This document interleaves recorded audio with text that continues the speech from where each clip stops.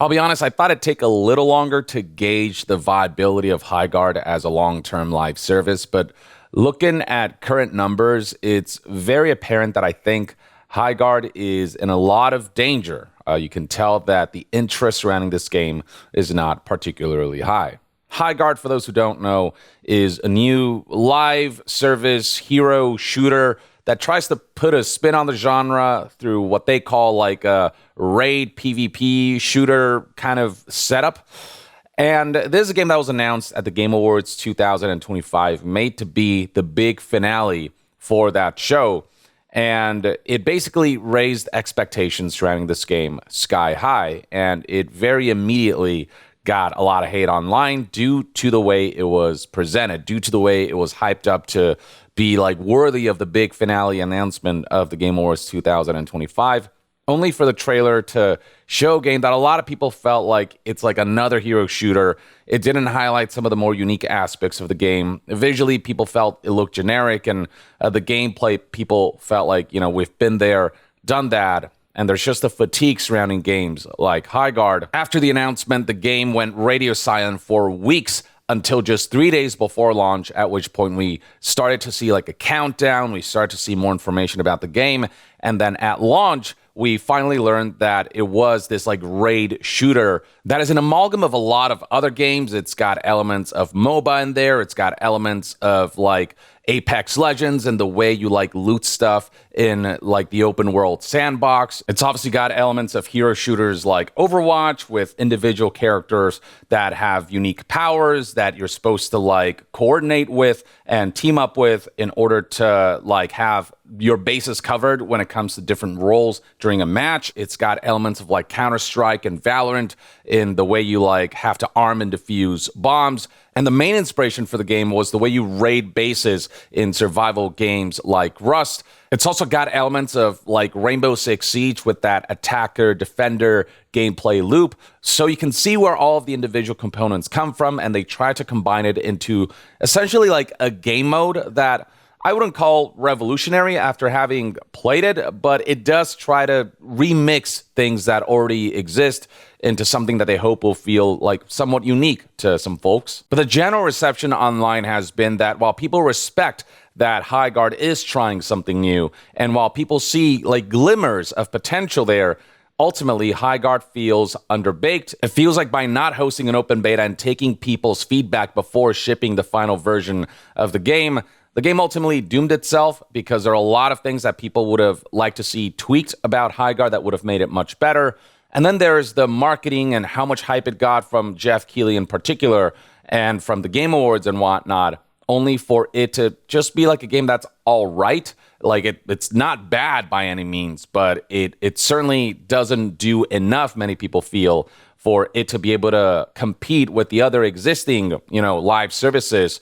It doesn't stand out enough that it will pull people away from the live services that they've already invested a lot of time and money into. And all of that really shows when you look at the number surrounding Highguard, which launched and opened to pretty decent numbers with an all-time peak concurrent player number of 97,249 players at the highest peak we have seen from the game. And what you want to see with a live service to show signs that it will last a while is those player numbers maintaining at a decent level or even increasing over the next few days as word of mouth spreads, especially when it's like a brand new game, a brand new IP. When you see those numbers maintain or increase, especially within like the first week of its release, that's a good sign of people are coming back to this game and they're interested in sticking with it.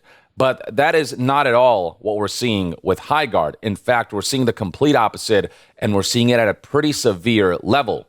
If you look at where Highguard's Steam concurrent player numbers stand now, you can see that just a few hours after launch, the numbers started to dip pretty meteorically to the point where we quickly saw the game's player numbers dip to the low 10,000s, which is not a good sign for a live service that's only been out for 24 hours. Now, of course, these numbers fluctuate depending on the time of day, with the game's lowest numbers having been late at night when people go to bed, especially in the US and, this side of the world. But you can see that even right now, when it's late morning during Pacific time, when these player numbers should be rising significantly once again, the rise is pretty minimal. We're not seeing numbers come close to the all-time peak here. In fact, it's kind of staying put at this really low player number that indicates that within 24 hours, Highguard has lost about 4/5 of its player base. It's only retained a fifth of its all-time peak. And its all-time peak, while pretty good, is certainly not at a meteoric level that indicates a tremendous amount of popularity akin to some recent releases. To really highlight what I mean, let's take a look at numbers surrounding games like Arc Raiders, whose all-time peak was almost 500,000 players, or more specifically, 481,966 players. And you can see that if you look at 24-hour peaks, the player retention is incredibly high, with hundreds of thousands of people continuing to come back, with Arc Raiders retaining the majority of its player base. And then if you look at how Arc Raiders has been trending since release, you can see that the game launched and then the player numbers actually started rising as word of mouth spread. And even during its dips, it never dipped all that low. And if anything, as new content releases, we're seeing numbers fluctuate up and down, but never to dangerous levels. In fact, these numbers right here are pretty awesome. And the game has steadily maintained its player base over the course of months. This is a sign of a really healthy live service that will go on for many months and years. The same couldn't be said about Highguard. When 24 hours after launch, the interest dips this significantly, this highlights a player base that is bleeding. And given that Highguard is a free-to-play live service, the only way for this game to make money is player engagement that leads to a high volume of expenditures on the game's monetization system. And that's where Highguard might be in trouble. To maintain an online live service, it requires quite a bit of money and resources, and all of that is funded by the monetization system of a free-to-play game. But when the player base dips this quickly, when the players lose interest in the game and they move on, you don't have that volume of players to spend enough money on the game, enough money on the monetization, that it's viable to maintain Highguard given all of the maintenance costs, and as well as all the new content that they have to make. A similar trend can be seen if we look at platforms like Twitch. Right now, Highguard is being viewed by 14.7 thousand people across all of these different streams, a massive dip from where it was at its peak just like roughly 24 hours ago. The viewership of Highguard was at almost 400,000 live viewers, or more specifically 383,407 viewers. Fast forward to a day later, and Highguard has only maintained less than 5% of that peak viewership. And that's because at launch, a lot of streamers were paid to play the game, right? I mean, Highguard developers did sponsorship deals with streamers who would play the title during its launch period. But now that that period is over, the question was, are they going to come back because the game is genuinely interesting and fun for them? And what these Twitch numbers show is that streamers have decided to move on, and in turn, their audience will decide to move on. And so the traction of this game is severely poor, and it can be lethal for a free-to-play live service like this, especially coming from a brand new studio that has a lot riding on the success of this game. Highguard being made not by this major corporation that can eat a failure like this, but rather an independent studio that will be in a lot of trouble if Highguard fails at the rate that it is right now. And then it doesn't help matters that if we look at the reception of Highguard, the review score on Steam is still not great. It is better than it was during the first few hours when the review score was like overwhelmingly negative and at like 17%. Ever since, we have gotten almost 16,000 user reviews, and the review score has gone up to 33%. So the score is now sitting at mostly negative, but 33% is still nothing to brag about. And ultimately, a lot of negative reviews highlight the same thing, which is that there's potential to this concept, but it doesn't feel like it was fully fleshed out. It feels like the game needed more time to cook. It needed just more elements, more game modes, more features, and more things to really spruce up the potential of this experience. This top review, I think, said a lot of things that I agree with. I played the game for a couple hours, and I also found that, like, it wasn't not fun. It was all right, actually. And there were some moments where there was a lot of intense back and forth going on. And when the game does shine, it does shine quite a lot. But for every high peak, there's also like this really low valley, especially during that phase where you're going about and exploring the open world sandbox to loot stuff. And you're going around like smacking rocks to earn currency, to be able to shop and all these things. That phase, I think, completely does not work, and there isn't enough going on in this open world sandbox to make that part of the game exciting. But once the raids start happening, I think like that's when the game shines the most. But even then, I don't think Highguard stands above and beyond the competition to be able to like pull me away from the games that I really, really like. I don't think Highguard is a bad game, but I can tell that it's not the kind of game that I'll be coming back to. You know, it's one of those, like, I play for a few hours, try it out, have some, you know, short-term fun with it, and then I move on. It's that kind of game, and it seems to be that kind of game for a lot of people looking at stats across, you know, Steam and Twitch and whatnot. And looking at reviews like this one where people express that the game just needs a lot of work still, like it has a lot of room to grow. With this review saying, I was cautiously optimistic for Highguard. I didn't want to assume anything of the game ahead of the launch. With that in mind, I'm disappointed with what I've played. Above all, the game is boring. There are no NPCs to populate the maps, meaning the only engagement with the maps is looting extremely surface level loot. I agree with that. The looting aspect of the game doesn't feel very empowering. It doesn't feel very tense. It just feels like I'm just like going around and picking a certain color. If I see orange, I click on it because it's legendary and offers the most benefits. And that phase is just really boring. Like, it's just not engaging enough. And that part like loses me enough where I can't foresee coming back to multiple matches of this over and over and over again. For me personally, this review continues the movement and shooting is just fine outside of mounts, which actually control very well. The visuals, even at 100% resolution scale with no upscaling, are blurry with things such as forced motion blur. That's something that a lot of people have highlighted. The visuals of the game and the blur, it's something that's been brought up multiple times across a vast array of forums and communities and players.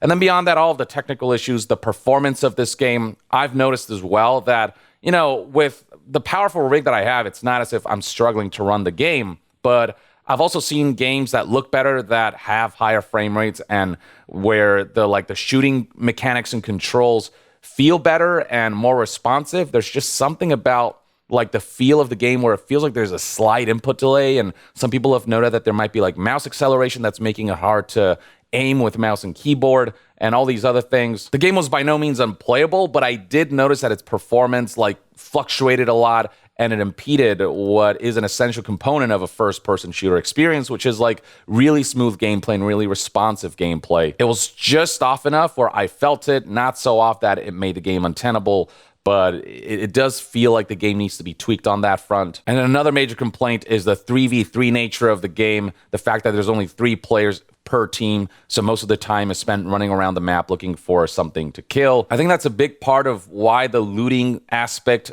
feels so draft for me, is because there's not a whole lot of tension. You know what I mean? It doesn't feel like you're in a whole lot of danger during the pre-raid like open world exploration segment. The map just feels really empty. There are no ads to kill, and player encounters during those segments are a little less frequent than I'd like from a game like this. So it just kind of slows down the pace and the tension of everything. I just think having at least the option for people to choose, you know, the size of teams, like that would significantly improve the game. Like if people want to stick with 3v3, they can do that, but add modes for like 6v6 that I think would, you know, make things a lot more tense. And yeah, the general consensus online from what I've seen is that the game is a patchwork of a lot of different genres, but it never excels at any one of those things, right? Like, it's almost like a jack of all trade, but a master of none. It remixes what it takes inspiration from to make something that has the potential to be really interesting, and a game mode that is like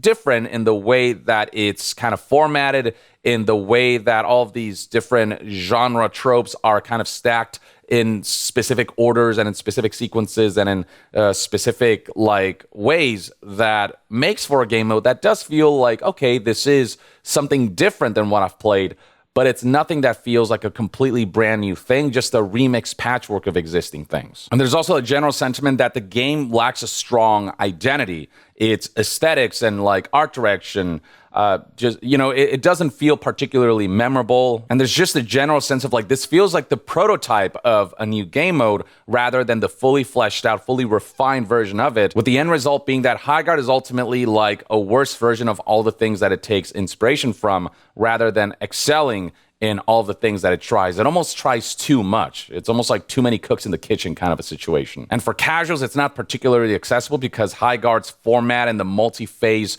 way in which it's structured, it just takes a lot of time to get used to. And it's not until you understand the game that the game does start to become more fun. But, there's not an immediate sense of like, oh, I get it from like the first match you play. And so that might like detract a lot of like more casual players from engaging with this title. There's a general sense that Highguard is more of like, a sweaty shooter where it's for, those pro gamers kind of a thing. And I think people be more sympathetic to all of the ways in which Highguard falls short and would be more sympathetic towards letting it build over time if it wasn't for the level of hype that it received. At the Game Awards 2025 and thereafter, with Jeff Keighley being the only one who kind of marketed the game. And Jeff Keighley was so confident in Highguard that he tweeted this 48 hours prior to launch. In 48 hours, I'll be accepting your apologies. And a lot of people feel like this tweet aged like milk on a hot summer day. Look, I don't think Jeff Keighley was like lying when he talked about how much he enjoyed the game. Maybe he personally really did, but assuming from your experience that everyone else will love it at the level that you do is never a good idea. To make the presumption that a game, a live service, will absolutely be a success, because you just never know. And what this ultimately did was build even more hype surrounding Highguard. It